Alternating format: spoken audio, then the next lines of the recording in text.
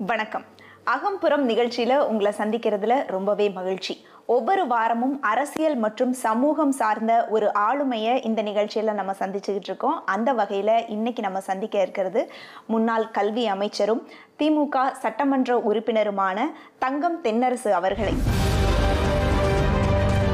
நல்ல திட்டங்களை செயல்படுத்துறதுல காட்டுற தீவிரத்தை அதை மக்களிடத்துல விழிப்புணர்ச்சி ஏற்படுத்துறதுல திமுக தவறியிருதோ? திராவிட முன்னேற்ற கழகம் எந்த நன்மையை செய்தாலும் உடனடியே பொதுவாக இந்த திட்டத்தை குறித்த ஒரு எதிர்மறையான ஒரு கருத்துக்களை பரப்பி விடுவதற்கென்றே ஒரு கூட்டம் இருந்து கொண்டே இருக்கிறது.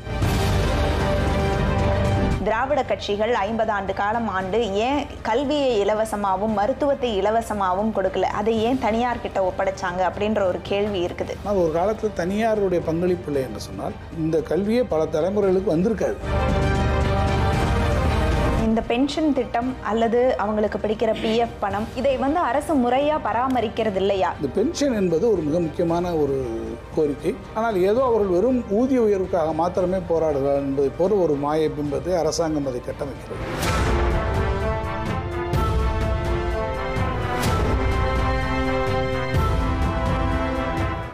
வணக்கம். வணக்கம்மா. ரொம்ப மகிழ்ச்சி. எனக்கு ரொம்ப மகிழ்ச்சி உங்களை சந்திச்சதுல.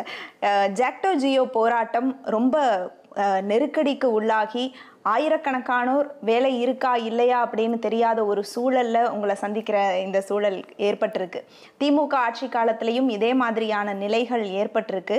ஆனா இந்த மாதிரியான ஒரு வேலை பறிபோகுமா அப்படின்னு ஒரு ஆசிரியர்கள் அச்சத்தில் இருக்கிற மாதிரியான சூழல் இருந்ததா எனக்கு தெரியல. இந்த போராட்டத்தை நீங்க எப்படி பாக்குறீங்க? நீங்களே சொன்னது போல் இப்போ ஆசிரியர்களுடைய கோரிக்கையை வலியுறுத்தி, அரசு ஊழியர்களுடைய கோரிக்கையை வலியுறுத்தி போராட்டங்கள் திராவிட முன்னேற்ற கழக ஆட்சியிலே கலைஞர் அவர்கள் முதலமைச்சராக இருக்கக்கூடிய காலத்திலும் நடந்திருக்கிறது. ஆனால் அந்த காலத்தில் நடைபெற்ற போராட்டங்களுக்கும் இப்போது இருக்கக்கூடிய போராட்ட சூழ்நிலைகளுக்கும் ஒரே ஒரு வேறுபாடு. கலைஞர் அவர்கள் முதலமைச்சராக இருக்கும்போது தலைவர் அவர்கள் இத்தகைய போராட்டங்களை நடத்துவர்களை உடனடியாக அவர் பேச்சுவார்த்தைக்கு அழைத்து பேச்சுவார்த்தை மூலமாக அவர்களுக்கு எந்த அளவிற்கு அவர்களுக்கு நன்மை செய்ய முடியுமோ, எந்த அளவிற்கு அவருடைய கோரிக்கைகளை நியாயமான வகையில் நிறைவேற்ற முடியுமோ அதை நிறைவேற்றக்கூடிய ஒரு முதலமைச்சராக கலைஞர் அவர்கள் இருந்தார்கள். ஒருபோதும் போராட்டக்காரர்கள் மீது பழிவாங்கக்கூடிய நடவடிக்கைகளோ அல்லது இந்த அரசாங்கத்துக்கு எதிராக அவர்கள் போராடுகிறார்கள் என்கின்ற ஒரு காழ்ப்புணர்ச்சியோ ஒருபோதும் முதல்வராக இருந்த தலைவர் கலைஞருக்கு எழுந்ததில்லை. ஆனால் இன்றைக்கு இருக்கக்கூடிய சூழ்நிலையில் ஜாக்டோ ஜியோ அமைப்பினர் தங்களுடைய கோரிக்கைகளை வலியுறுத்தி அரசு ஊழியர்கள், ஆசிரியர்கள் தொடர்ச்சியாக பல போராட்டங்களை நடத்தினார்கள்.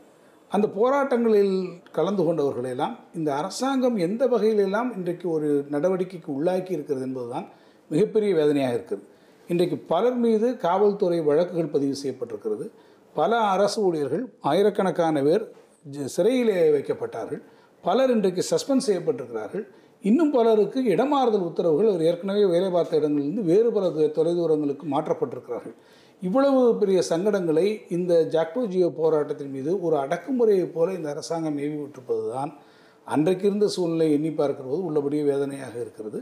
இதில் அவருடைய மிக குறைந்தபட்ச ஒரு கோரிக்கை என்னவென்று கேட்டால், முதலமைச்சரை நாங்கள் சந்தித்து எங்களுடைய கோரிக்கையை தெரிவிக்க வேண்டும். ஒரு முதலமைச்சரை சந்திக்க வேண்டும் என்பதோ அந்த முதலமைச்சரிடத்தை தங்களுடைய கோரிக்கைகளை முறையிட வேண்டும் என்பது ஒரு மிக குறைந்தபட்ச எதிர்பார்ப்பு. அதில் எந்த விதமான ஒரு நிதி சுமையும் கூட அரசுக்கு வந்துவிடப் போவதில்லை. எனவே அந்த கோரிக்கையை கூட ஒரு நிராகரிக்கப்பட்டிருக்கக்கூடிய நிலை உருவாகி இருக்கிறது என்பதுதான் உள்ளபடியே வருத்தத்துக்குரிய ஒன்று. இப்போ அவங்க சொல்கிற கோரிக்கை, இந்த புதிய ஓய்வூதிய திட்டத்தை ரத்து பண்ணணும் அப்படின்ற ஒரு கோரிக்கை வைக்கிறாங்க. அமைச்சர் ஜெயக்குமார் சொல்லும்போது எங்களுக்கு மனம் இருந்தும் கல்லால் எங்களுக்கு பணம் கிடையாது, அதனால தான் எங்களால் செய்ய முடியல அப்படின்ற ஒரு கருத்தையும் சொல்கிறாரு. அப்போது இவங்க சொல்கிற இந்த கோரிக்கையை நிறைவேற்றுறதுக்கு தமிழக அரசினிடம் போதுமான நிதி இல்லையா? அதனால தான் இவங்க செய்ய முடியலையா? போதுமான நிதி எங்களிடத்தில் இல்லை என்று அவரே ஒத்துக்கொள்கிறார். எங்களுக்கு மனம் இருக்கிறது, ஆனால் எங்களிடத்தில் பணம் இல்லை என்று அவர் சொல்கிறார். அதற்கு என்ன அர்த்தம் என்றால் அவர்களுக்கு போதுமான நிதி எங்களுக்கு இல்லை என்று சொல்லுகிறார். சரி, நீங்கள் அள்ளி கொடுக்க வேண்டாம், கிள்ளியாவது கொடுங்கள் என்று தான் நாங்கள் கேட்டுக்கொண்டிருக்கிறோம். இந்த போராடக்கூடியவர்கள் அவர்களுடைய முதல் கோரிக்கை, முக்கியமான கோரிக்கை நான் என்ன சொல்கிறேன் என்று சொன்னால், நீங்கள் இந்த பிரச்சனைகளை பேசி தீர்ப்போம் என்று ஆளுங்கட்சியாக இருக்கக்கூடிய அதிமுக தேர்தல் அறிக்கையிலே சொல்லியிருக்கீங்க. தேர்தலுக்கு அப்புறம் ஆட்சிக்கு வந்துட்டீங்க. சரி, ஆட்சிக்கு வந்ததுக்கப்புறம் என்ன பண்ணீங்க? IAS அதிகாரியாக இருந்த திரு ஸ்ரீதர் அவருடைய தலைமையில் ஒரு குழுவை நீங்கள் நியமித்தீர்கள். அந்த குழு உங்களிடத்தை ஒரு அறிக்கை கொடுத்திருக்கிறது. இப்போது திரு சித்திக் IAS அவருடைய தலைமையில் ஒரு குழுவை போட்டு அந்த குழுவும் இப்போது அறிக்கை தந்திருக்கு. நாங்கள் என்ன கேட்கிறோம் என்றால், இந்த பிரச்சனையில் 2 கமிட்டியை போட்டிருக்கிறது. இந்த கமிட்டி உங்களுக்கு ஒரு ரிப்போர்ட் கொடுத்துருக்கு. இந்த ரிப்போர்ட் உங்களுக்கு என்ன கொடுத்துருக்கிறார்கள், இந்த ரிப்போர்ட்டில் என்ன அவங்க உங்களுக்கு சஜஸ்ட் பண்ணியிருக்காங்க, என்ன ரெக்கமெண்ட் பண்ணியிருக்கிறாங்க, இதற்கு மேலே நீங்கள் என்ன நடவடிக்கை எடுக்கிறீன்னு கூட சொல்லலையே. எங்களுக்கு கொடுத்துருக்காங்க, இந்த ஆய்வு கொடுத்துருக்காங்கன்னு கூட சொல்லலை. ஆக நிதி இல்லை என்று சொல்லிவிட்டு அவருடைய மொத்த கோரிக்கையிலுமே நீங்கள் நிராகரிப்பது என்பது தவறு. நிதி சார்ந்திராத பல கோரிக்கைகள் இருக்கிறது அல்லவா, அதையாவது அழைத்து பேசியிருக்க வேண்டும் அல்லவா, அதுவும் பேசவில்லை. அவர்கள் கேட்கக்கூடிய பென்ஷனில் அவங்க என்ன கேட்குறாங்க, எங்களுக்கு இதுக்கு முன்னாடி பிடிச்சிருக்கக்கூடிய பென்ஷன் நீங்கள் என்ன பண்ணியிருக்கீங்க, அதில் ஒரு வெளிப்படைத்தன்மையாக நீங்கள் சொல்லுங்கள், அறிவிங்க. உங்களுடைய பென்ஷன், உங்களுடைய பணம் உங்களிடத்துல இருக்கிறது, அது வெளியே இடத்துல போகவில்லை என்கின்ற ஒரு குறைந்தபட்ச ஒரு அஷூரன்ஸ் கூட கொடுக்கவில்லை. மாறாக அதையெல்லாம் வலியுறுத்தி ஒரு போராட்டம் ஒரு ஜனநாயக நாட்டில் நடத்துகிறார் என்றால் அடக்குமுறைகளை ஏவி விடுவது என்பது எந்த காலத்திலுமே ஏற்றுக்கொள்ளப்பட முடியாத ஒன்று. இப்போ இந்த பென்ஷன் திட்டம் அல்லது அவங்களுக்கு பிடிக்கிற பிஎஃப் பணம், இதை வந்து அரசு முறையா பராமரிக்கிறது இல்லையா? இது எப்ப இருந்து நடந்துகிட்டு இருக்குது? இந்த சிபிஎஸ் திட்டம் வந்தக்கூடிய காலத்திலேருந்தே இவங்க அதை பிடிச்சிட்டு வராங்க. இது வந்து பங்குகளில் நாங்கள் முதலீடு செய்கிறோம், அதில் வரக்கூடிய லாபத்தையும் அரசாங்கத்தினிலிருந்து வரக்கூடிய ஒரு கான்ட்ரிபியூஷன் வைத்து உங்களிடத்துல கொடுக்குறோம்னு சொல்கிறாங்க. ஆக இப்போ ஒரு ஆசிரியருக்கான என்னென்ன பங்குகளில் நீங்கள் கொடுத்துருக்கோம், உங்களிடத்துலேருந்து வந்திருக்கிறது எவ்வளோ பிடித்தரம் பண்ணியிருக்கோம், அது எந்த பங்குகளிலே நாங்கள் முதலீடு செய்திருக்கிறோம், அரசாங்கம் அதற்கான என்ன அவர்களுடைய தரப்பிலிருந்து எந்த அளவிற்கு அதில் பங்கீடு கொடுத்திருக்கிறது, இப்போது அதனுடைய நிலை என்னவாக இருக்கிறது என்பதை குறித்து அந்தந்த அரசு ஊழியருக்கு எந்த விதமான ஒரு நாலேஜுமே இல்லை.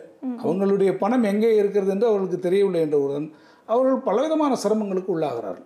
இது எப்ப இருந்து நடந்துகிட்டு இருக்குது? இப்போ இந்த ஆட்சி வந்ததுக்கு அப்புறம் தானே வந்தது. சிபிஎஸ் முழுக்க இந்த ஆட்சிக்கு அப்புறம் தானே வருது. இப்போ அதுக்கப்புறம் ரிட்டையர்ட் ஆன, அதாவது அவங்க ஆட்சிக்கு வந்ததுக்கு அப்புறம் ரிட்டையர்ட் ஆனவங்க எல்லாரும் பாத்தீங்கன்னா முன்னாடியே பணம் பிடித்தவங்களா இருப்பாங்க, பிஎஃப்ல இருந்தவங்க. அப்ப அவங்களுக்கெல்லாம் பணம் அவங்களுக்கு வந்தது. இப்போ பிஎஃப் காலத்தில் இருந்தவருக்கு வந்து பார்த்தீங்கன்னா அவருக்கு முழு பணம் வந்துடுது. அப்போ என்ன ஆகுதுன்னு கேட்டிங்கன்னா அவங்க என்ன சொல்கிறாங்க, அவருடைய குடும்பத்தில் ஒரு திருமணம் நடக்கிறது, அல்லது அந்த குடும்பத்தில் வந்து ஒரு பிள்ளைக்கு வந்து மேற்படிப்புக்கு போக வேண்டி இருக்கிறது, அல்லது ஒரு திடீர் மருத்துவ செலவுக்கு வருகிறது என்று கேட்டால் அவரிடத்துல பணம் இருக்கிறது, பிஎஃப்லேருந்து எடுத்து அந்த பணம் வந்துருக்கு. ஆனால் அடுத்து பக்கத்து வீட்டில் ஒருத்தர் சிபிஎஸ்ல இருந்தாருன்னா இவர் பணம் எங்கே இருக்குன்னு தெரியல. இப்போ பல இடங்களில் என்ன ஒரு சூழ்நிலை இருந்தால் இவங்களுக்கு வந்து இந்த சிபிஎஸ் மூலமாக சேர்ந்தவர்களுக்கு இந்த பென்ஷன் பணம் வராது இருக்கக்கூடிய சூழ்நிலைகள், மருத்துவ செலவுகளுக்கும் பண்ண முடியலை, வேறு பல குடும்பத்தில் இருக்கக்கூடிய வேறு பல கமிட்மெண்ட்ஸையும் அவங்களால் நிறைவேற்ற முடியாமல் அவர் நிர்கதியாக இருக்கக்கூடிய சூழ்நிலை, ஆஃப்டர் ரிட்டையர்மெண்ட் வரக்கூடிய ஒரு சூழ்நிலை வந்து வருது. எனவே அவர்கள் வைத்திருக்கக்கூடிய கோரிக்கையில் வந்து மிக முக்கியமாக இந்த பென்ஷன் என்பது ஒரு மிக முக்கியமான ஒரு கோரிக்கை. ஆனால் ஏதோ அவர்கள் வெறும் ஊதிய உயர்வுக்காக மாத்திரமே போராடுகிறார் என்பதை போல ஒரு மாய பிம்பத்தை அரசாங்கம் அதை கட்டமைக்கிறது. இப்போ இதை கொண்டு வரும்போதே திமுக எதிர்ப்பு தெரிவிக்கலையா? சிபிஎஸ் முறை வருகிற போதே அப்போதே நாங்கள் சொன்னோம், இந்த மாதிரி இருக்குது. எங்களுடைய தேர்தல் அறிக்கையிலே நாங்கள் சொன்னோம், திராவிட முன்னேற்ற கழகம் ஆட்சி பொறுப்புக்கு வந்தால் சிபிஎஸ் முறையை ரத்து செய்துவிட்டு பழைய நாங்கள் முறைக்கு சொல்வோம் என்று போன சட்டமன்ற தேர்தல் அறிக்கையிலே திராவிட முன்னேற்ற கழகம் தெரிவித்திருக்கிறது. இப்போ தொடர்ச்சியாக இந்த பிரச்சனை அடுத்தடுத்த நிலையை எட்டும்போது ஆயிரக்கணக்கானோர் வந்து சஸ்பென்ஷன்ல இருக்காங்க. இப்போ என்ன ஆயிட்டு இருக்குன்னு தெரியல.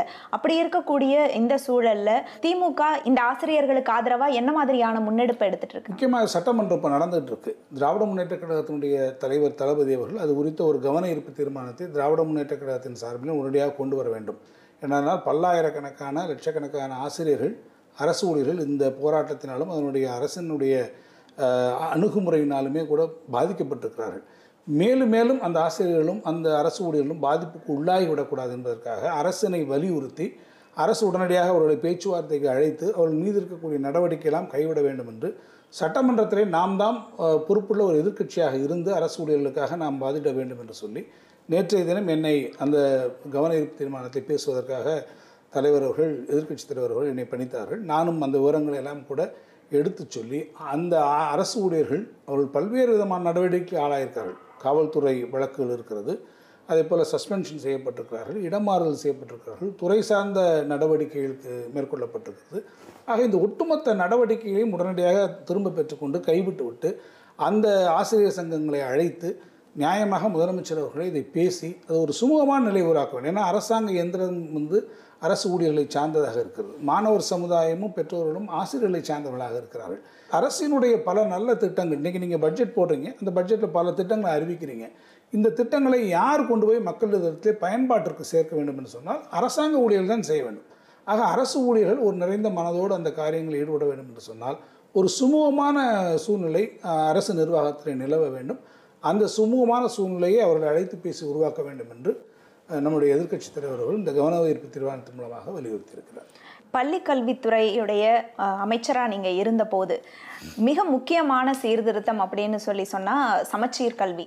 ஆனால் இப்போ இருக்கக்கூடிய சூழ்நிலையில் நீட் கிளியர் பண்ண முடியல அப்படின்னா அதற்கு சமச்சீர் கல்வி தான் காரணம். நம்மளுடைய கல்வித்தரம் சரியில்லை அப்படின்னு சொல்கிறாங்க, அதுக்கு உடனே சமச்சீர் கல்வி தான் காரணம் அப்படின்னு சொல்கிறாங்க.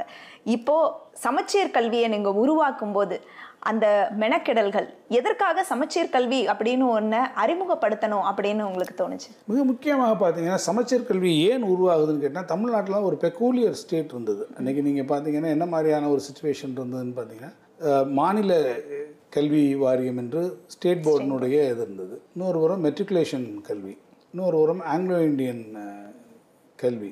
இப்படி தமிழ்நாட்டில் வந்து பார்த்து இன்னொரு பக்கம் வேறு சில கல்வி முறைகள், இப்போ ஐசிஎஸ்சியோ சிபிஎஸ்சியோ அவங்க சென்ட்ரல் போர்டு சார்ந்து வேறு சில பாடத்திட்டத்தில் அவங்க இருந்தாங்க. இந்த கல்வி முறை தமிழ்நாட்டில் பார்த்தீங்கன்னா ஒவ்வொரு ஸ்ட்ரீம், ஒவ்வொரு எஜுகேஷன் ஸ்ட்ரீம் இருந்தது. இதற்கு ஒன்றொன்றுக்கும் தனித்தனி பாடத்திட்டம், ஒன்றொன்றுக்கும் தனித்தனி வேல்யூவேஷன் பேட்டர்ன், ஒன்றொன்றுக்கும் தனித்தனியான மதிப்பெண்கள். ஆக நீங்கள் பார்த்தீங்கன்னா ஒவ்வொருத்தருக்கும் ஒரு சமச்சீரான தன்மை தமிழ்நாட்டிலே எந்த இடத்துலையுமே கல்வியினுடைய வேரியஸ் ஸ்ட்ரீம்ஸாக இருந்த காரணத்தினாலே இது ஒரு சமச்சீர் தன்மை முதல்ல வரல. இன்னொன்று, பொருளாதார அடிப்படையில் கிராமப்புற மாணவர்களுக்கு இருக்கக்கூடிய அந்த கல்வியினுடைய நிலைமை இங்கே இருக்கக்கூடிய மாணவர்களுக்கு ஒப்பிடுகிற போது அந்த தரம் என்பது சரியாக வரவில்லை.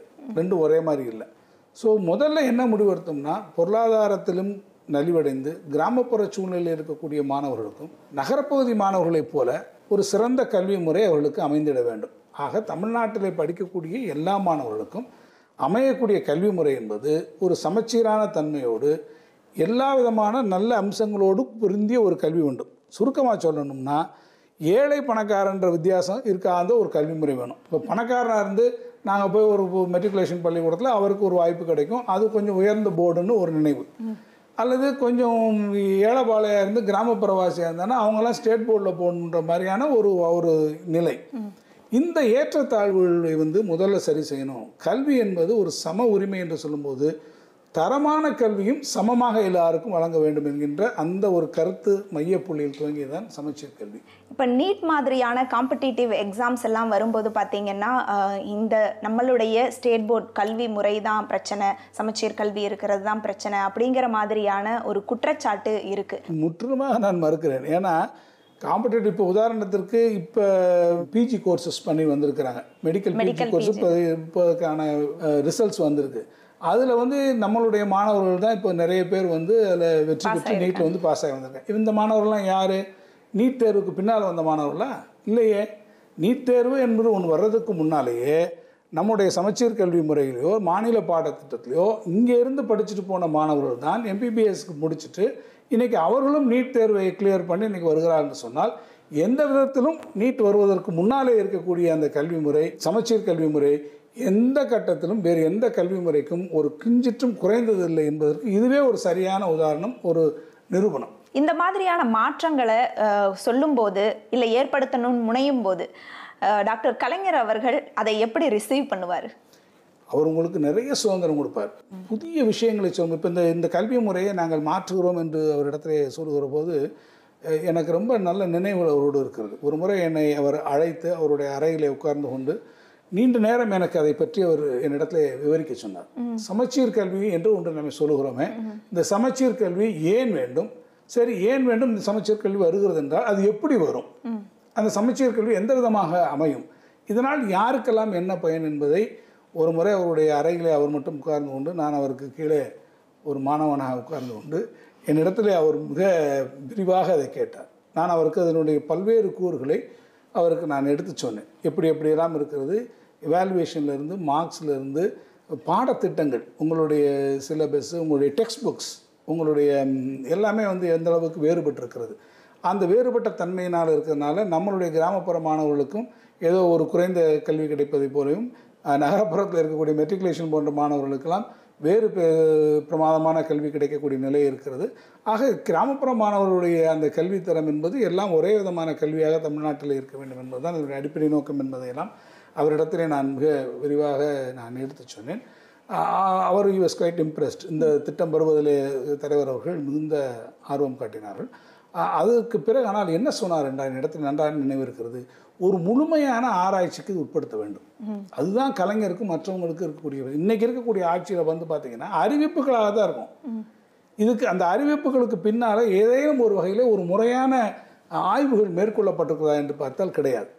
இவங்களுக்கு அனைத்து தேதிக்கு ஏதாவது ஒரு அறிவிப்பு வரணும், அந்த அறிவிப்பை நடைமுறைக்கு கொண்டு வரதுக்கு பார்க்குறாங்க. அது பிறகு ஃபெயிலியர் ஆனதுக்கப்புறம் உடனே அவங்க வந்து ரெட்ரீட் பண்ணிட்டு போயிடுறாங்க. இதுதான் அவங்களுடைய நிலைமையாக இருக்குது. ஆனால் கலைஞர் அவர்கள் என்ன சொன்னார் என்றால், அப்போதே முத்துக்குமரன் அவர்கள் தலைமையில் அதுக்கு ஒரு கமிட்டியை போட்டு, துணைவேந்தர் முத்துக்குமரன் அவர்கள் தலைமையில் அது குறித்து ஒரு பெரிய விரிவான ஆய்வுகளை எல்லாம் மேற்கொண்டு மீண்டும் மீண்டும் அதுக்கப்புறம் மற்ற மாநிலங்களில் இருக்கக்கூடிய கல்வி முறைகள் என்னவாக இருக்கிறது, ஆக நாம் ஒரு கல்வி முறையை உருவாக்குகிற போது இந்த கல்வி முறை மற்ற மாநிலங்களில் இருக்கக்கூடிய கல்வி முறையோடு ஒப்பிடுகிற போது நம்முடைய கல்வி முறை சிறந்ததாக இருக்க வேண்டும் என்பதற்காக அதற்கான ஆய்வுகளை எல்லாம் செய்ய சொல்லி என்சிஆர்டியில் இருந்து அவர்கள் வேறு வந்து பார்த்து இது தேசிய கல்விக் கொள்கையாக இருந்தாலும் வேறு எதுவாக இருந்தாலும் இந்த பாடத்திட்டங்கள் இந்த கல்வி முறை சிறந்தது என்று அவர்களும் சொன்ன காரணத்தினால்தான் நீங்கள் ஒன்றை மனதில் வைத்துக் கொள்ள வேண்டும். இந்த சமச்சீர் கல்வியை சட்டமன்றத்தில் உடனடியாக ஆட்சி பொறுப்புக்கு வந்தபோது அன்றைய முதலமைச்சர் அம்மையார் ஜெயலலிதா அவர்கள் வந்த முதல் சட்டமன்ற கூட்டத்தொடர் முதல் நாள் இந்த சமச்சீர் கல்வியை நீக்க வேண்டும் என்று சட்டம் கொண்டு வந்தார். அதே இடத்தில் அதே சட்டமன்றத்தில் அதே அம்மையார் ஜெயலலிதா அதே இடத்தில் நின்று கொண்டு இந்த சமச்சீர் கல்வி முறையை நாங்கள் ஏற்றுக்கொள்கிறோம் என்று அவர் சொன்னார் என்று சொன்னால் உச்சநீதிமன்றம் அதற்கான ஒரு தீர்ப்பை சாதகமாக வழங்கியது என்று சொன்னால் சமச்சீர் கல்விக்கு ஆதரவாக, அதற்கு காரணம் இவ்வளவு ஆய்வுகள் தலைவர் கலைஞர் அவர்கள் எடுத்துக்கொண்டு அவருடைய அறிவுரைகள் இந்த பிரச்சனையை இது கல்வி பல்லாயிரக்கணக்கான மாணவர்களுக்கான கல்வி ஒரு தலைமுறையை தீர்மானிக்க வேண்டிய விஷயம் நிறைந்த ஆய்வுகளும் ஒரு நிதானமான அணுகுமுறையோடு இந்த திட்டத்தை உருவாக்கின காரணத்தினால்தான் உச்சநீதிமன்றம் அதை ஏற்றுக்கொண்டது. இப்போ இவ்வளவு ப்ராசஸ் நீங்க போய் அவர்கிட்ட சொல்லணும் அப்படின்னா அதற்கு முன்னாடி உங்களுக்கே அதுக்கு பத்தியான மிகப்பெரிய அளவிலான தயாரிப்பு இருந்திருக்கணும் இல்லையா? அப்போ நீங்க இதை ஆரம்பிக்கும் போது ஒரு சின்ன புள்ளியா தான் ஆரம்பிச்சிருக்கோம். அப்போ அதற்கப்புறம் நீங்க இதற்காக செஞ்ச தயாரிப்புகள் அல்லது என்னென்ன விஷயங்கள் இதுல இருக்கணும், ஒரு டெக்ஸ்ட் புக்கை நம்ம ஸ்டேட் போர்டா இருக்கிறோம், அதை நம்ம அப்படியே மாத்த போறோம், ஒரு கல்வி முறையவே ஒரு உல்டாவா திரும்புறோம் அப்படின்னா அதுக்குள்ள அவ்வளவு ஆய்வுகள் இருக்கும், ஒவ்வொரு பாடங்களுக்கும் மாற்றம் இருக்குது. அதுக்கு முன்னாடி இருந்தது டோட்டலா வேற மாதிரி இருந்துச்சு, எல்லாமே படமாச்சு, ஈஸியா குழந்தைகளுக்கு புரியுற மாதிரி வண்ணப்படங்கள், அப்படி நம்ம ஒரு அடுத்த ஸ்டாண்டர்டுக்கு போனோம். அப்போ அதுக்குள்ள அவ்வளவு ஒர்க் இருக்கும் இல்லைங்களா? அப்போ நீங்க அதை எப்படி மெனக்கெட்டு ஒவ்வொன்றையும் பார்த்து பார்த்து பண்ணீங்க? நீங்க சொன்னதுபடி இது வந்து பாத்தீங்கன்னா தேர்தல் அறிக்கையில ஒரே ஒரு வார்த்தை வந்தது. 2006ஆம் ஆண்டு திராவிட முன்னேற்ற கழகம் தேர்தலை சட்டமன்றத்தில் இருந்தபோது இந்த சமச்சீர் கல்வி முறையை நாங்கள் சமச்சீர் தன்மையை நாங்கள் கடைபிடிப்போம் என்று தேர்தல் அறிக்கையில் குறிப்பிட்டிருந்தது. அந்த ஒரு வார்த்தை தான் இதனுடைய மையப்புள்ளி. இந்த தேர்தல் அறிக்கையில் அதை குறிப்பிட்டவர் யார்? மதிப்புக்குரிய திரு நாகநாதன் அவர்கள். அதை நான் குறிப்பிட வேண்டும், நான் சொல்ல வந்த எடுத்து அவர் தான் அந்த மையப்புள்ளிக்கினுடைய கர்த்தா. அவர் தான் அந்த வார்த்தையை உபயோகப்படுத்தினார். ஆக அவர் தான் அவருடைய கருத்து வந்தது. அந்த கருத்து அவர் தலைவர் கலைஞர்களிடத்தில் விவாதித்து அந்த கருத்து உருவாக்கப்பட்டது கருத்தாக்க அளவில். 2006 நாங்கள் அமைச்சு பொறுப்புக்கு வந்து தமிழ் கட்டாய பாடமொழி சட்டம் அது ஒரு முக்கியமான மைல்கல் நாங்கள் உருவாக்குறோம். அதை உருவாக்கி கொண்டு நாங்கள் வருகிற போது ஒரு விவாதத்தை தலைவர் அவர்கள் இந்த சமச்சீர் முறையை நாம் கொண்டு வர வேண்டும் என்று விரும்பினோமே, அதை குறித்து நாம் ஆய்வுகளை மேற்கொள்ள வேண்டும் என்று சொன்னார். முதலமைச்சர் சொன்னவுடன் நாங்கள் அதனுடைய பணிகளை நாங்கள் துவக்கினோம். அதுக்கு முன்னால் பார்த்தீங்கன்னா நம்ம டெக்ஸ்ட் புக்கே பார்த்தீங்கன்னா படிக்கவே முடியாது. நீங்கள் சமச்சீர் கல்வி வருவதற்கு முன்பும் பின்பும் நீங்கள் டெக்ஸ்ட் புக்ஸ் பார்த்தீங்கன்னா அப்போ இருக்கக்கூடிய டெக்ஸ்ட் புக்ஸுடைய குவாலிட்டிக்கும் சமச்சீர் கல்வி புத்தகம் வந்ததுக்கப்புறம் இருக்கக்கூடிய குவாலிட்டிக்கும் பெரிய சேஞ்ச் இருக்கும், பெரிய வித்தியாசம் நீங்கள் பார்க்கலாம். இன்னொன்று சொன்னால் நீங்கள் என்ன தான் நீங்கள் சிலபஸ் உருவாக்கினாலும் என்ன தான் பாடத்திட்டங்களை நீங்கள் கொண்டு வந்தாலும் ஃபைனலாக யார் கையில் அந்த புத்தகம் வரும்னா ஆசிரியருக்கும் மாணவருக்குமான இடையில இருக்கக்கூடிய அந்த புத்தகம், அந்த புத்தகங்களில் சொல்லியிருக்கப்பட்ட அந்த கண்டென்ட், அதுதான் அந்த லேர்னிங் ப்ராசஸ்க்கு அடிப்படையாக அமையக்கூடிய விஷயம். நீங்கள் ஒரு சிலபஸ் அமைக்கும்போது கிரேடியண்ட்டாக நீங்கள் கொண்டு வந்துடுவீங்க, அதுக்கான பாடங்களை நீங்கள் சொல்லிடுவீங்க, பாடத்தை எழுதிடுவீங்க. அந்த புத்தக வடிவில் வருகிற போது இந்த புத்தகம் 2 பேருக்கு இருக்கக்கூடிய அந்த உறவினுடைய மையப்புள்ளி, இந்த புத்தகத்திலிருந்து தான் அந்த குழந்தை கற்றுக்கொள்ளக்கூடிய பயணத்தை ஆரம்பிக்கிறது. புத்தகம் ரொம்ப ரொம்ப முக்கியம். ஆனால் புத்தக உருவாக்கத்தில் மிகப்பெரிய ஒரு என்ன சொல்கிற அட்டென்ஷன் அதுக்கு நாங்கள் கொடுத்தோம். அதற்கு முன்பு கம்ப்ளீட்டாக அது வேறு மாதிரி இருக்கணும் அப்படின்னு. அப்போ போய் சிங்கப்பூரில் இருக்கக்கூடிய புத்தகங்கள் எல்லாம் கூட நாங்கள் வந்தோம். அப்போது திருமதி நாடாளுமன்ற உறுப்பினராக கூடிய திருமதி கனிமொழி அவர்கள் அங்கே இருந்து இந்த புத்தகங்கள் எல்லாம் கூட வரவழைத்து எங்கிட்ட கொடுத்து இந்த இது பாருங்கள், அவங்களுடைய குவாலிட்டி ஆஃப் த டெக்ஸ்ட் புக்ஸ்ன்றது. தலைவராக முதலமைச்சராக இருந்த கலைஞர் அவர்களே ஒரு கையில் அந்த புத்தகத்தை இந்த புத்தகம் வந்த பிறகு 2 வச்சு பார்த்தார்.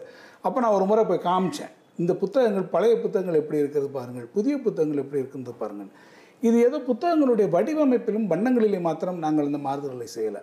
நான் சொன்னதுபடி இது அமைக்கணும்னு சொன்னதுக்கப்புறம் இதனுடைய ஸ்டேக் ஹோல்டர்ஸ் இருக்காங்க பார்த்தீங்களா, மாணவர்கள் இருக்கிறார்கள், பெற்றோர்கள் இருக்கிறார்கள், பல்வேறு பள்ளிகளிலே பணியாற்றக்கூடிய ஆசிரியர்கள் இருக்கிறார்கள், கல்வித்துறையிலே அனுபவம் பெற்றிருக்கக்கூடிய அதிகாரிகள் இருக்கிறார்கள். நான் ஏற்கனவே சொன்னபடி பல போர்டு வச்சு இருக்கக்கூடிய இவங்க இருக்கிறாங்க. மெட்ரிகுலேஷன் போர்ட்லேயோ ஆங்கிலோ இந்தியன் போர்ட்லேயோ அப்படி பல விதமான போர்டில் இருக்கக்கூடியவர்கள், அது துறை சார்ந்து இருக்கக்கூடிய வேறு நிபுணர்கள், கல்வியியல் சார்ந்திருக்கக்கூடிய நிபுணர்கள், இவர்களெல்லாம் பல்வேறு கட்டங்களில் அழைத்து அவர்களிடத்துல பேசி இந்த புதிதாக நாங்கள் ஒரு சிலபஸ் உருவாக்குகிற போது நீங்கள் சொன்னபடி ரொம்ப எளிதாக சொல்லிடலாம். அந்த கல்வி முறை மெட்ரிகுலேஷன் ரொம்ப நல்லா இருந்துச்சு, இவங்க கொண்டு வந்த சமச்சீர் ரொம்ப தப்பாக போச்சுன்ற ஒரு குற்றச்சாட்டை எளிதாக நம்ம இது வைத்து விடுவார்கள் என்ற காரணத்துக்காகவே எல்லாரையும் இந்த புஸ்தகங்களுடைய உருவாக்கத்திலேயே பார்த்தீங்கன்னா மெட்ரிகுலேஷன் பள்ளியிலேருந்தும் ஆங்கிலோ இந்தியன் பள்ளியிலேருந்தும் அவர்களுமே இன்வால்வ் ஆனாங்க. இது தவிர என்சிஆர்டியிலேருந்து வர இன்வால்வ் ஆனாங்க பல்வேறு மட்டங்களில். ஒரு கிருஷ்ணகுமார் இதனுடைய என்சிஆர்டியுடைய சேர்பர்சனாக இருந்தார், அவரே இதனுடைய விவாதங்களில் கலந்து கொண்டார். ஸோ ஒவ்வொரு ஸ்டேக் ஹோல்டர்ஸ்டையும் பல கட்டங்களில் விவாதங்கள் நடத்தி இது எப்படி இந்த கிரேடியன்ட் இருக்க வேண்டும், இப்போ 6ஆம் வகுப்புக்கான புத்தகம் எப்படி இருக்க வேண்டும், என்ன ஒரு குழந்தை 6ஆம் வகுப்பில் படிக்கக்கூடிய ஒரு மாணவனோ மாணவியோ எந்த அளவில் படிக்க வேண்டும், அவர்களுக்குரிய எவாலுவேஷன் எப்படி இருக்க வேண்டும், அதே குழந்தை 9ஆம் வகுப்புக்கு போகும்போது அந்த கிரேடியன்ட் எப்படி இருக்க வேண்டும். ஸோ அது அந்த வயதிற்கும் அவருடைய வகுப்புக்குமான இருக்கக்கூடிய அந்த ஒரு ஸ்மூத்தாக அந்த கிரேடியன்ட் அமைக்க வேண்டிய கட்டாயம் உண்டு. அவற்றையெல்லாம் கணக்கில் கொண்டு தான் மொத்தமாக இந்த பாடத்திட்டத்தையும் அதற்குரிய பாட புத்தகங்களையும் உருவாக்குறோம். பாடப்புத்தகங்களை உருவாக்கும் போது அந்த பாடத்திற்கான டெக்ஸ்ட் புக்ஸ் எழுதக்கூடியவர்கள் எக்ஸ்பர்ட்ஸ் எழுதினாங்க. ஸோ ஒவ்வொரு எக்ஸ்பர்ட்ஸ் எழுதினாங்க. நான் இன்றைக்கி இன்னொன்று அதில் பார்த்தீங்கன்னா ஒரு அட்டெம்ப்ட் கொண்டு வந்தோம். இயற்கையாக இந்த சிபிஎஸ்சிக்கும் நம்மளுடைய பாடத்திட்டத்துக்கும் ஒரு பெரிய வித்தியாசம். எங்கே நீங்கள் வித்தியாசம் வரீங்கன்னா உங்கள் எவாலுவேஷன்லாம் வித்தியாசம் வருது.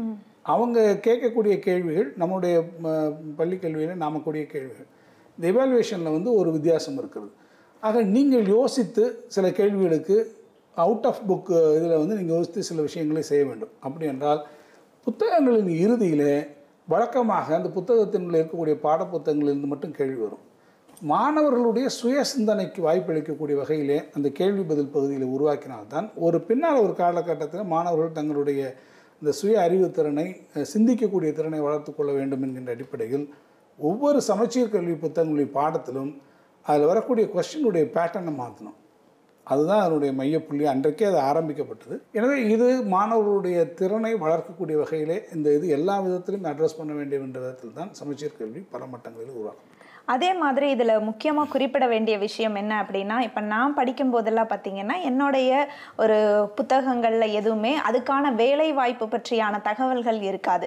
அதை பற்றி எனக்கு எந்த ஐடியாவும் இருக்காது. நான் பள்ளி முடிக்கிற வரைக்கும் நான் என்ன படிக்கணும்னு எனக்கு பெரிய விஷயம் எதுவும் இருக்காது.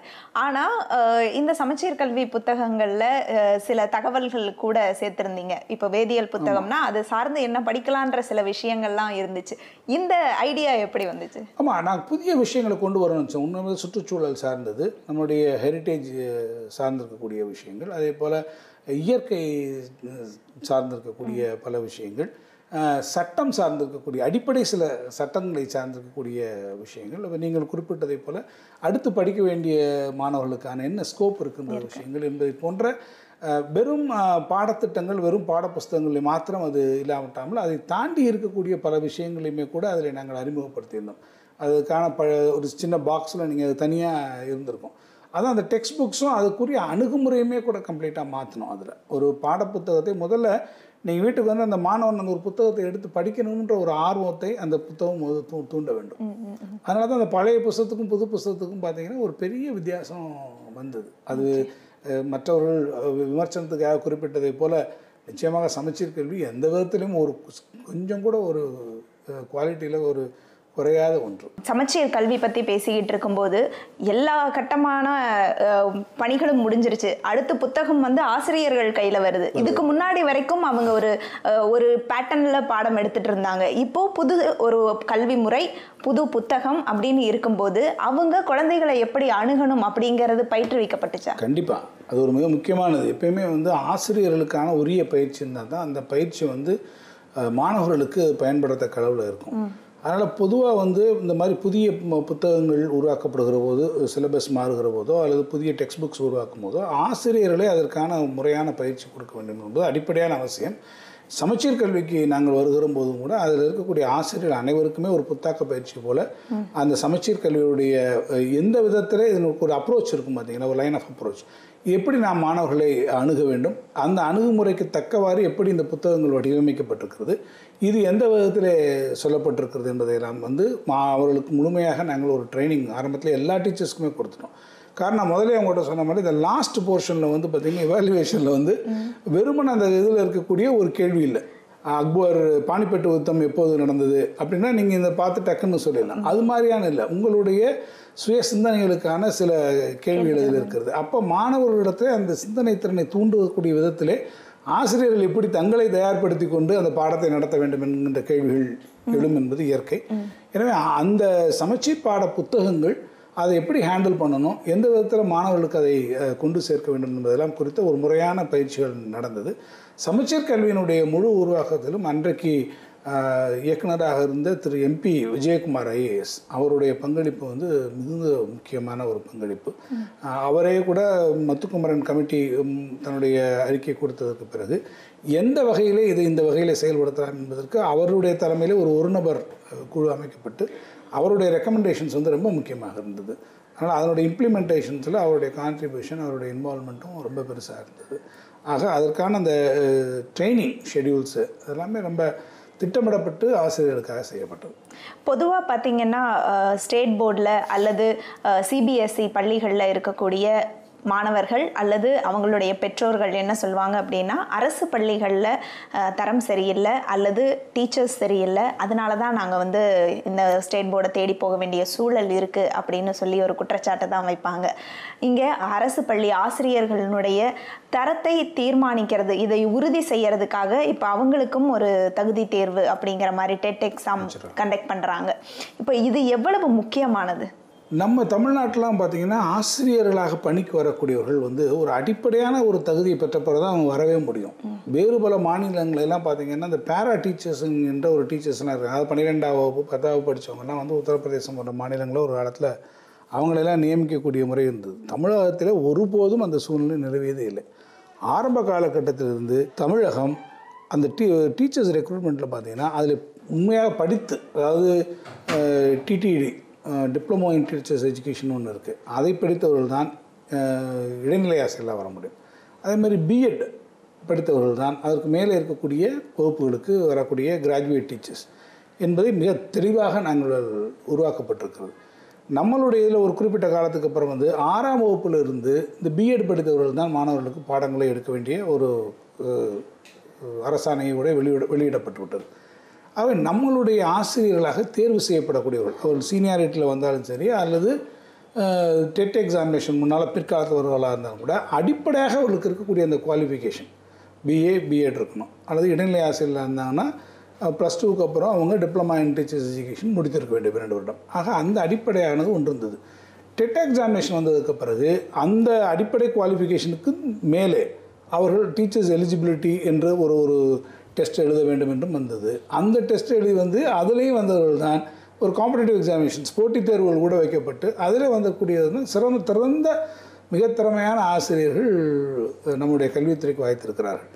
அந்த திறமையான ஆசிரியர்கள் கல்வித்துறைக்கு வாய்த்திருக்கக்கூடிய காரணத்தினால்தான் தனியார் பள்ளிகளில் இருக்கக்கூடிய எந்த ஆசிரியர்களுக்குமே வந்து பார்த்திங்கன்னா இந்த மாதிரியான கல்வி குவாலிஃபிகேஷன்ஸே கிடையாது.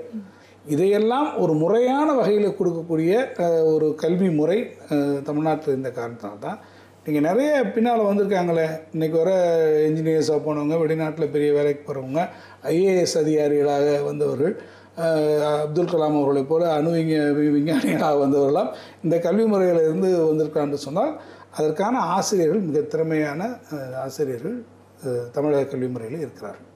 தொடர்ச்சியாக திமுக பார்த்தீங்கன்னா ஏதாவது ஒரு திட்டத்தை செயல்படுத்துவதில் தீவிரம் காட்டுறாங்க. அதை இவ்வளவு நீங்கள் சொல்லும்போதே அதில் எவ்வளவு மெனக்கெடல் இருந்துச்சு அப்படிங்கிறது நமக்கு தெரியுது. ஆனால் இதை செயல்படுத்தினதுக்கு அப்புறம் யாருக்கு இது பயன்பெற போகுதோ அவங்கக்கிட்டேயே வந்து நெகட்டிவான ஒரு கமெண்ட்ஸ் வர்ற மாதிரியான நிலை தான் இருக்குது. அதாவது பொதுமக்களே அதை பற்றியான தவறான விமர்சனங்கள், இந்த முறை வந்ததுனால தான் இப்படி ஆயிடுச்சு அப்படின்ற ஒரு விமர்சனம் வர்ற அளவுக்கு ஒரு நிலை தான் வந்து இருக்குது. இவ்வளவு ஒரு திட்டங்களை, நல்ல திட்டங்களை செயல்படுத்துறதுல காட்டுற தீவிரத்தை அதை மக்களிடத்துல விழிப்புணர்ச்சி ஏற்படுத்துறதுல திமுக தவறிடுதோ? இல்லை, திமுகவினுடைய பணி வந்து இதில் அதிகமான ஒரு பணி. பொதுவாக எந்த ஒரு இயக்கமாக இருந்தாலும் இந்த பணி தேவைப்படக்கூடிய ஒரு பணி என்பதில் மாற்று கருத்தில்லை. பொதுவாக சொல்லுவாங்க, உண்மை 5 கிலோமீட்டர் போகிறதுக்கு முன்னாடி வதந்தி 500 கிலோமீட்டருக்கு முன்னாலே போய் விடுகிறது என்று. அதேபோல் திராவிட முன்னேற்ற கழகம் எந்த நன்மையை செய்தாலும், குறிப்பாக தலைவர் கலைஞர் அவர்கள் அவர் ஒரு நன்மை இந்த சமுதாயத்துக்காக எந்த ஒரு திட்டத்தை சமூக நல்ல திட்டமாக, ஒரு சமூக நீதி அடிப்படையில் அவர் உருவாக்கியிருக்கக்கூடிய திட்டங்களாக இருந்தாலும் சரி, இது போன்ற ஒரு சீர்திருத்தமான கல்வித்துறையின திட்டங்களாக இருந்தாலும் சரி, உடனடியே பொதுவாக இந்த திட்டத்தை குறித்த ஒரு எதிர்மறையான ஒரு கருத்துக்களை பரப்பி விடுவதற்கென்றே ஒரு கூட்டம் இருந்து கொண்டே இருக்கிறது. அவர்கள் உடனே பொதுவாக டக்கென்று உடனே சொல்லிவிடுவார்கள், இந்த கல்வி முறை, சமச்சீர் கல்வி முறை என்பது மோசமான ஒரு கல்வி முறை, இது மாணவருடைய படிப்பு தரத்தை பாதித்துவிடும் என்று திட்டமிடப்பட்டு இதை பிரச்சாரமாக செய்து கொண்டிருந்தார்கள். இது ஒரு கட்டம் வரை போனது. ஆனால் ஒரு கட்டத்துக்கு மேலே போய் அது நீதிமன்றங்களாலேயே உண்மை நிலைநாட்டதுக்கு பிறகு மக்கள் புரிந்து கொண்டிருக்கிறார்கள். இருந்தாலும் உங்கள் கேள்வியிலிருந்து நான் எடுத்துக்கொள்ள விரும்புவது, அதற்கான பிரச்சாரங்களை இன்னும் தீவிரமாக திராவிட முன்னேற்ற கழகம் முன்னெடுக்க வேண்டும் என்கின்ற ஒரு அவசியத்தை நாங்கள் உணர்ந்திருக்கிறோம். நிச்சயமாக அதை தொடர்ந்து செய்வோம். நீங்கள் அரசு பொறுப்பில் இருக்கும்போது ஆகட்டும் அல்லது எதிர்கட்சியாக இருக்கும்போது ஆகட்டும் மிகப்பெரிய கட்சியாக தான் இருக்கிறீங்க. அப்போ அதை விட வேகமாக நம்மளால் அதை செஞ்சிட முடியாதா அப்படின்ற ஒரு அது காரணம் என்னன்னு கேட்டீங்கன்னாக்க சுய விளம்பரங்களில் நாங்கள் அதிகமாக அக்கறை கொடுக்கல. இப்போ நீங்கள் மோடி மாதிரி இல்லை. இப்போ இன்றைக்கி அவருடைய விளம்பரங்களுக்காக மத்திய சர்க்கார் எத்தனை ஆயிரம் கோடி ரூபாய் செலவழிக்கிறார் என்ற கணக்கை நான் பார்த்தேன் என்றால் மைண்ட் பாக்லிங்காக இருக்குது. ஆனால் நாங்கள் என்ன நினைத்தோம் என்று கேட்டால், சரக்கு முடுக்காக இருக்கிற போது ஏன் அதை பற்றி நம்ம விளம்பரங்களை பற்றி இதற்கு முன்னாடி இந்தியா இந்த மாதிரியான ஒரு நிலையே பார்த்ததே இல்லை. நீங்கள் ஒரு விஷயம் என்னென்னா, ஒரு பொய்யை திரும்ப திரும்ப சொல்லக்கூடியது, அல்லது ஒரு பொய்யை தொடர்ச்சியாக ஒரு 10 பேரை வைத்து சொல்ல செய்வது, அந்த பொய்க்கான ஒரு விளம்பரத்தை உருவாக்கி தருவது, அந்த விளம்பரங்கள் மூலமாக மற்றவர்களை சென்று அடைய வைக்கிறது. நீங்கள் வேறு ஒன்றும் இல்லை, திராவிட முன்னேற்ற கழகத்தின் மீது வைக்கப்பட்ட பெரிய குற்றச்சாட்டுகளே பார்த்தீங்கன்னா, பொது வழியிலே இருக்கக்கூடிய ஒரு எந்த விதமான அடிப்படை ஆதாரமின்றி பரப்பிவிடப்பட்ட வதந்திகள். பொதுமக்கள், பொது புத்தியில் இருக்கக்கூடியவர்கள் அதை உண்மை என்று நம்பக்கூடிய மக்கள் இருக்கக்கூடிய காரணத்தினால் எளிதாக அவர்களை சென்று அடைந்து விடுகிறது. ஆனால் அதுக்கான உண்மையை நிலைநிறுத்துவதற்கு பிறகு அவர்கள் புரிந்து கொள்கிறார்கள். அதற்கான சில விலைகளையும் நடுவில் நாங்கள் கொடுக்க வேண்டி வந்துவிட்டது. 1,76,000 கோடின்னு ஒரு ஃபிகரை ரொம்ப எளிதாக கொண்டு போய் எங்களுக்கு எதிராக போன தேர்தலில் கொண்டு போனாங்க. 1,70,000. அதுக்கப்புறம் அது 1,70,000 கோடியே கூட அவங்களுடைய சார்ஜ் ஷீட் வரும்போது கூட அவ்வளோ இல்லை. அதில் இன்றைக்கு முற்றிலுமாக குற்றச்சாட்டுகள் அனைத்துமே இல்லை என்று ஆகி ஒரு நிரபராதிகள் என்று விடுவிக்கப்பட்ட சூழ்நிலை வந்தது. ஆனால் அவர்கள் எங்கள் மீது வைக்கக்கூடிய இத்தகைய பரப்புரைகள், பொய் பிரச்சாரங்கள் என்பது எளிதாக மக்களிடத்தை எடுத்து செல்லக்கூடிய விஷயங்களில் எதிர்கட்சிகள் ஈடுபடுகிறார்கள். இப்போ இருக்கக்கூடிய இளைஞர்கள், இணையதளத்தில் இருக்கக்கூடியவங்க, ட்விட்டர்லலாம் பொதுவாக கேட்கக்கூடிய ஒரு கேள்வி என்ன அப்படின்னா, மேலை நாடுகள்லாம் கல்வி இலவசமாக வழங்குறாங்க, தமிழகத்தில் ஏன் அது இல்லை? திராவிட கட்சிகள் 50 ஆண்டு காலம் ஆண்டு ஏன் கல்வியை இலவசமாகவும் மருத்துவத்தை இலவசமாகவும் கொடுக்கல? அதை ஏன் தனியார்கிட்ட ஒப்படைச்சாங்க அப்படின்ற ஒரு கேள்வி இருக்குது. இல்லை, தனியார் பங்களிப்பு என்பது இன்றைக்கும் பார்த்தீங்கன்னா அரசு பள்ளிகள், எல்லா பள்ளிகளிலும் இன்றைக்கி இலவச கல்வி தான். அரசு பள்ளிகள் முழுமையாக ஏன் இருக்க முடியாது? அதுக்கு காரணம் வந்து பார்த்தீங்கன்னா, நீங்கள் ஆரம்பத்திலிருந்து கூட பார்த்தீங்கன்னா இந்த கல்வியில் தனியாருடைய பங்களிப்பே தேவைப்பட்டது. இன்றைக்கு பேசுகிறார்கள். ஆனால் ஒரு காலத்தில் தனியாருடைய பங்களிப்பு இல்லை என்று சொன்னால் இந்த கல்வியே பல தலைமுறைகளுக்கு வந்திருக்காது. இந்த கல்வியே பார்த்தீங்கன்னா, இந்த கல்வி தமிழ்நாட்டினுடைய சமூக அமைப்பை நீங்கள் பார்ப்பது என்று சொன்னால், ஒரு காலத்தில் இந்த கல்வி என்பது ஒரு குறிப்பிட்ட பிரிவினருக்காக மாத்திரமே இருந்த ஒரு காலங்கள் இருந்தது. கல்வியை வேறு யாரும் கற்றுக்கொள்ள முடியாது. அப்போது இந்த கல்வி எல்லாருக்கும் வர வேண்டும் என்கின்ற முறையிலே தனியார்கள் சிலர், அமைப்புகள், ஒரு சமுதாயத்தில் இருந்தவர்களெல்லாம் ஒரு முடிவு பண்ணி அன்னைக்கு இந்த கல்வியை பரவலாக்கக்கூடிய முயற்சி எடுத்தாங்க. நம்முடைய அரசு பள்ளிகளிலேயே அரசு நிதி உதவி பெறக்கூடிய பள்ளிகள் வந்தது. அந்த நிதி உதவி பெறக்கூடிய பள்ளிகளை யார் நடத்தினார்கள் என்று கேட்டால், கிராமப்புறங்களிலே தான் பெரும்பகுதியான நிதி உதவி பள்ளிகள் இருந்தது.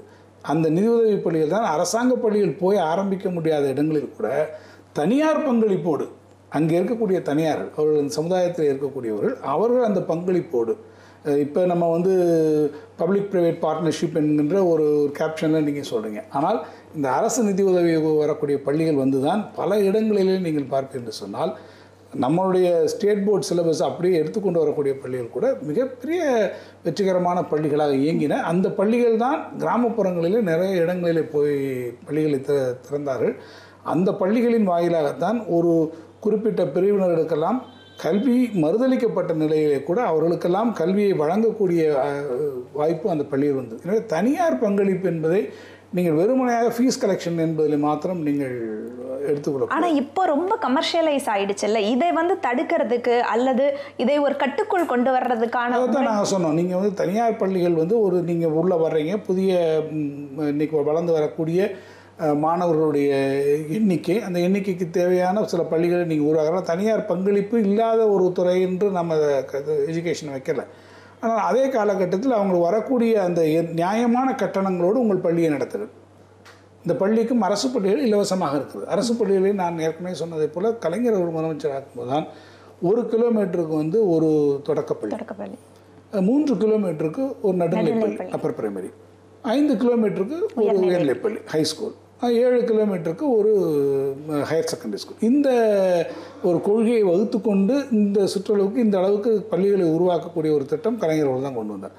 ஆக உங்களுக்கு பரவலாக எல்லா இடங்களிலும் இந்த பள்ளிகள் போய் சேர்ந்துருக்குது. இது அன்னைக்கு ப்ரைவேட் ஸ்கூல்ஸ் அவங்களும் பல இடங்களும் ஆரம்பிச்சிருக்கிறாங்க. அந்த பள்ளிகளை நாங்கள் தடுக்க விரும்பலை. ஆனால் என்ன ஒரு முக்கியமாக பாருங்கள், கலைஞர் செய்த ஒரு மிக முக்கியமானது, அதற்கு முன்னாலே வர எவ்வளவு வேணுமானாலும் அவரிடத்திலிருந்து கல்வி கட்டணம் வசூலித்து கொள்ளலாம். அதுக்கு முன்னால் அந்த ஆட்சி வர பார்த்தீங்கன்னா கல்வி கட்டணம் வசூலிப்பதில் எந்த விதமான ஒரு சட்டங்களோ ஒரு முறைப்படுத்தலோ இல்லை. ஒரு ப்ரைவேட் ஸ்கூல் எவ்வளோ வேணாலும் அவங்க வச்சது தான் வரிசைன்னு வாங்கிக்கலாம். தலைவர் கலைஞர் அவர்கள் தான் என்ன சொன்னால் முறையாக ஒரு சட்டம் கொண்டு வந்தோம், இந்த ஃபீ ரெகுலேஷன் ஆக்ட் அப்படின்றது. காஷ்மீர்லேருந்து கன்னியாகுமரி வரை இந்தியாவில் வேறு எந்த அரசாங்கமும் அந்த சட்டத்தை கொண்டு வரவில்லை. முதன்முறையாக இந்தியாவிலேயே அந்த சட்டத்தை கொண்டு வந்தார்கள். அப்போது எல்லோரும் என்ன சொன்னாங்க, இந்த சட்டம் உச்சநீதிமன்றத்தினுடைய பதவிக்கு போகும்போது இந்த சட்டத்தை வந்து அவர் ரத்து செய்வார்கள் என்று சொன்னார். ஆனால் உச்சநீதிமன்றம் வரை அது சமச்சீர் கல்வியை போல போய் இந்த சட்டம் நிலைநிறுத்தப்பட்டது. ஏன் நிலைநிறுத்தப்பட்டது என்று கேட்டால், தனியார் பள்ளிகள் இருக்கலாம், ஆனால் தனியார் பள்ளிகள் மற்றவரிடத்தில் பெறக்கூடிய கல்வி கட்டணம் ஸ்கூல் ஃபீ என்பது நிச்சயமாக அவர்கள் கொடுக்கக்கூடிய அளவில் இருக்க வேண்டும், நியாயமான ஒரு முறையான கட்டணமாக இருக்க வேண்டும். அதுவும் ஒரு நீதிபதியினுடைய தலைமையில் அந்த கட்டணங்கள் அமைக்கப்பட வேண்டும் என்கின்ற ஒரு முறையை நாங்கள் ரெகுலேஷனை கொண்டு வந்திருக்கோம். அதனால் தனியார் கல்வி மையமும் முழுமையாக எது வேணுமானாலும் செய்து கொள்ளலாம் என்கின்ற ஒரு நிலையை திராவிட முன்னேற்றக் கழகம் ஏற்றுக்கொள்ளவில்லை. இப்போ தொடர்ச்சியாக இருக்கக்கூடிய குற்றச்சாட்டு அப்படின்னு பார்த்தோம்னாவே, ஏன் நாங்கள் ப்ரைவேட் ஸ்கூல்ஸ் போகிறோம் அப்படின்னா, இங்கே இருக்கிற கட்டுமானம் சரியில்லை, அங்கே வந்து படிக்கக்கூடிய பிள்ளைகளுக்கு தரமான கல்வி கிடைக்கிறதில்ல அப்படிங்கிறத சொல்லி தான் போகிறாங்க இல்லைங்களா? அப்படி இருக்கும்போது ப்ரைவேட் ஸ்கூலுக்கு நிகரான கட்டுமானத்தை, இப்போ நீங்கள் சமச்சீர் கல்வி பற்றி சொல்லிட்டீங்க, கட்டுமானம் அப்படிங்கிறது அடுத்து வரும்போது, ஏன்னா இப்போ கூட கடந்த ஒரு 2-3 ஆண்டுகளாக ட்ராப் அவுட் நிறையா இருக்குது அரசு பள்ளிகள்லேருந்து, எண்ணிக்கை ரொம்ப குறைவாக இருக்கிறனால பள்ளிகளை மூடுற நிலை இருக்குது அப்படிங்கிற மாதிரியான செய்திகள்லாம் நம்ம கேட்டுட்ருக்கோம். அப்படி இருக்கும்போது அந்த நிலைக்கு என்ன காரணம்? ஏன் அரசு பள்ளிகளை மேம்படுத்த முடியல? அரசு பள்ளிகளை மேம்படுத்துவதில் அக்கறை வேண்டும். முதலில் அரசு பள்ளிகளில் நீங்கள் சொன்ன மாதிரி இன்ஃப்ராஸ்ட்ரக்சரல் ஃபெசிலிட்டிஸ், உள்கட்டுமாட்டங்களை செய்வதற்கு பல்வேறு வசதி வாய்ப்புகள் இருக்கிறது. உதாரணத்துக்கு நபார்ட் போன்ற வங்கிகள் அதற்கு பெரிய அளவில் உதவி செய்கிறார்கள். அல்லது சர்வசிக்ஷா அபியான் என்று சொல்லக்கூடிய அனைவருக்கும் கல்வி திட்டம், அல்லது இப்போது வந்திருக்கக்கூடிய அந்த RMSA Rashtriya Madhyamik Shiksha Abhiyan, universalisation of secondary education என்று சொல்லக்கூடிய அனைவருக்கும் இடைநிலை கல்வி திட்டம், இது போன்ற திட்டங்களிலே மத்திய அரசும் மாநில அரசும் பங்களிப்போடு வரக்கூடிய திட்டங்கள் இருக்குது. ஆக பள்ளி உள்கட்டமைப்பு வசதிகளை செய்வதற்கு பல வழிமுறைகளில் இருக்குது. அது அரசு திராவிட முன்னேற்ற கழக அரசு இருக்கும்போது பல பள்ளிக்கூடங்களை உருவாக்கி கொண்டு வந்தோம். முக்கியமாக நாங்கள் எதில் கொடுத்தோம்னா, நீங்கள் ட்ராப் அவுட் பற்றி சொன்னீங்களே, இதில் வந்து இந்த கேர்ள் சில்ட்ரனுக்கு இருக்கக்கூடிய ட்ராப் அவுட்டில் வந்து நாங்கள் ஒன்றும் முக்கியமாக பார்த்தோம். காரணம் வந்து டாய்லெட் ஃபெசிலிட்டிஸ். எங்கெல்லாம் டாய்லெட் ஃபெசிலிட்டிஸ் குறைவாக இருக்கிறதோ அங்கே வந்து கேர்ள் சில்ட்ரனுடைய ட்ராப் அவுட் வந்து அதிகமாக இருந்தது.